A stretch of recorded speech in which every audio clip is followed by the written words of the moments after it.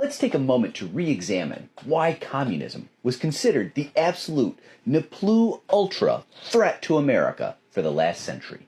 A standard definition is a stateless, classless, moneyless society where labor is no longer exploited. To me, the most important aspect of communism is that the workers own the means of production. Workers own work.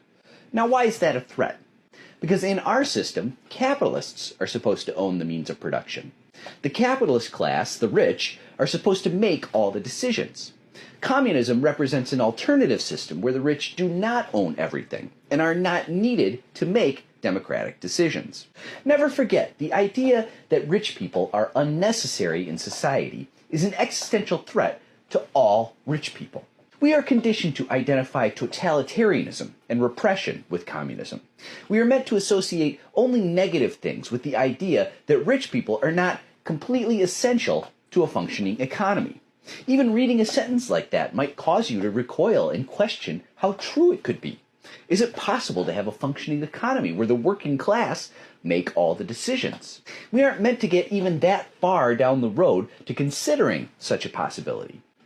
Alex Carey writes, "Fear of communism as satanic is largely derived from hypersensitive nationalism. In popular consciousness, it comes largely from the representation of communism as threatening the cherished, the secular, sacred, idealized American way. Threatening, in a word, national security, a term conceived of as broadly as the Middle Ages conceived of defense of the faith against threats and seductions from heretical ideas and agencies. When you hear the words Red Scare, you probably think of the McCarthy period in the 1950s. That was certainly the most consequential Red Scare of the last century, but there was also a Great Red Scare of 1918 to 1920 as well. Primarily led by the U.S. Department of Justice, the first Red Scare was an excuse to portray labor struggles after World War I as a Russian-style revolutionary challenge to all of American society, led by foreign-born workers. Many immigrants were rounded up as alien radicals and deported back to their country of origin. Sounds familiar. But the Great Red Scare was just an appetizer for the anti-communist crusade that tore through the United States after World War II. By that point, conservatives had been trying to discredit Franklin Roosevelt and the New Deal for well over a decade. Yet they were getting no traction. As discussed in my previous post, people's real lived experience was just too recent for the propaganda of the National Association of Manufacturers or the Chamber of Commerce to have any impact. But Roosevelt's death and the end of the war changed things. The Soviets may have helped the Allies defeat Hitler, but that didn't stop people like General Patton from suggesting the Americans keep marching right past Berlin to Moscow.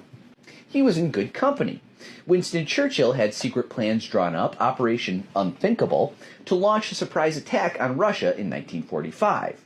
"I have here in my hand," warned Senator Joseph McCarthy in February 1950, "a list of 205 that were known to the Secretary of State as being members of the Communist Party, and who nevertheless are still working and shaping the policy of the State Department." With these words, Tail Gunner Joe, as he liked to call himself for imagined heroics during World War II, launched his eponymous era.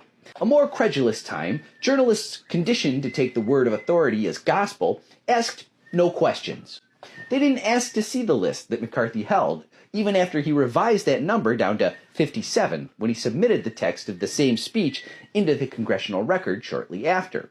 McCarthy himself joked about the list being a fraud, an old laundry list. By the time McCarthy made his claim, people were already crawling out of their skin with fear. The fear, amplified by American business propaganda, was that communists were primed and ready to overthrow or undermine the American government to please their Soviet masters at the Politburo.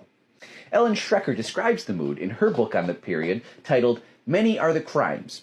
She writes, "Americans at every level of society genuinely believed that communism endangered the nation.